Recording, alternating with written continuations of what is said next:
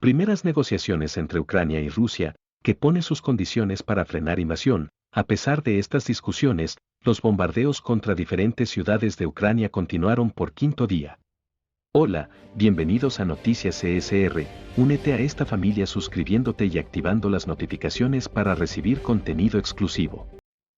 Vladimir Putin exigió el lunes el reconocimiento de Crimea como territorio ruso y la desmilitarización de Ucrania como condiciones para poner fin a la invasión lanzada por Moscú, que tuvo su primera negociación cara a cara con Kiev desde el inicio del conflicto. A pesar de estas discusiones, los bombardeos contra diferentes ciudades de Ucrania continuaron en el quinto día de la ofensiva rusa. En Kharkov, la segunda urbe del país, al menos 11 personas murieron en ataques contra barrios residenciales, según su gobernador. El fiscal de la Corte Penal Internacional, Karim Khan, pidió el lunes a las partes del conflicto respetar el derecho internacional humanitario e informó que abrirá, lo antes posible, una investigación sobre la situación en Ucrania. Las delegaciones de Moscú y Kiev estuvieron reunidas durante varias horas en la región de Gomel, en Bielorrusia, cerca de la frontera con Ucrania, y regresaron luego a sus capitales para consultas, señaló el jefe negociador ucraniano, Mikhailo Podolyak. Las partes establecieron una serie de prioridades y cuestiones que requieren algunas decisiones, dijo Podolyak, mientras que su homólogo ruso, Vladimir Medinsky, indicó que la nueva reunión tendrá lugar pronto en la frontera entre Polonia y Bielorrusia. La invasión lanzada por Putin el jueves desató una cascada de sanciones de los países occidentales y sus aliados que incluyen bloqueos al acceso al sistema financiero, pero también un cierre del espacio aéreo para los aviones rusos. El lunes, la Unión Europea añadió a 6 oligarcas, varias personalidades próximas al presidente ruso, incluyendo su portavoz, y una decena de periodistas a la lista negra de personalidades sancionadas con un congelamiento de sus activos. Muchos países ofrecieron también armas a Ucrania, incluyendo Finlandia, pero insistieron en que no se involucrarán militarmente. En una reunión del Consejo de Seguridad de Naciones Unidas sobre la invasión rusa a Ucrania, Estados Unidos anunció la expulsión de 12 diplomáticos de la misión rusa ante la ONU y los acusó de espionaje. Rusia rechazó la medida poco después y tildó el acto de hostil, según dijo el embajador ruso en Estados Unidos, Anatoly Antonov. La Asamblea General de la ONU inició este lunes con un minuto de silencio en memoria de las víctimas de la invasión. En una sesión de emergencia para discutir el conflicto, Ucrania exige un alto al fuego y la retirada de las tropas rusas y el presidente Volodymyr Zelensky. En redes sociales, urgió a los invasores que depongan las armas y salven sus vidas. Zelensky también pidió a la Unión Europea que admita inmediatamente a su país en el bloque, pero en Bruselas hay diferentes opiniones al respecto, respondió el presidente del Consejo Europeo, Charles Michel. De su lado, Putin exigió este lunes a su homólogo francés, Emmanuel Macron, el reconocimiento de la península de Crimea, que anexó en 2014, como territorio ruso y la desmilitarización y desnazificación de Ucrania como condiciones preliminares a una resolución del conflicto, indicó el Kremlin tras una conversación telefónica entre ambos mandatarios. El mandatario ruso subrayó que la resolución del conflicto era posible solo si los intereses de seguridad legítimos de Rusia eran tomados en cuenta sin condición. Según el Kremlin, tanto las conversaciones como el conflicto en el terreno están marcados por la amenaza lanzada el domingo por Putin, que ordenó la puesta en alerta máxima de las fuerzas de disuasión nuclear. En el terreno, los ucranianos parecen aumentar su resistencia frente a los rusos, que todavía no logran anunciar ninguna victoria contundente. El lunes, las autoridades ucranianas afirmaron que repelieron varios asaltos contra Kiev, en donde el toque de queda se levantó la mañana del lunes. En la ciudad se formaron largas filas fuera de los supermercados.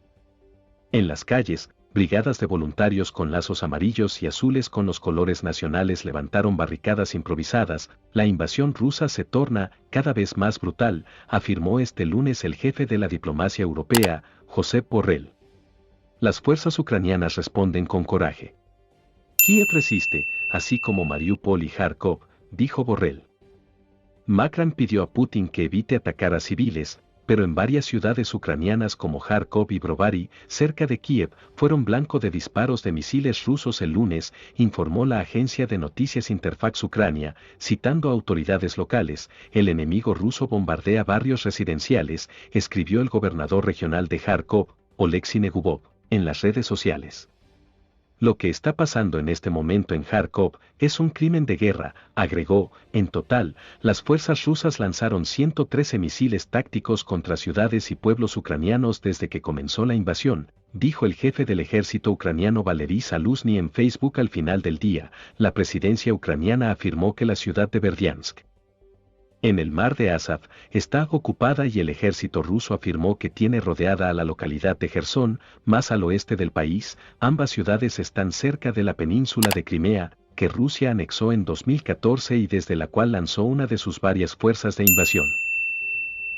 El balance del conflicto sigue siendo incierto y Ucrania informó de 200 civiles y decenas de militares muertos desde el jueves, incluyendo a 16 niños. Por su parte, la ONU registró 102 civiles muertos, incluyendo a 7 niños y a 304 heridos, pero advirtió que las cifras reales pueden ser más altas. En tanto, el éxodo de refugiados continúa y según la Agencia de la ONU para los Refugiados ACNUR, desde el jueves cerca de 500.000 personas huyeron hacia los países vecinos.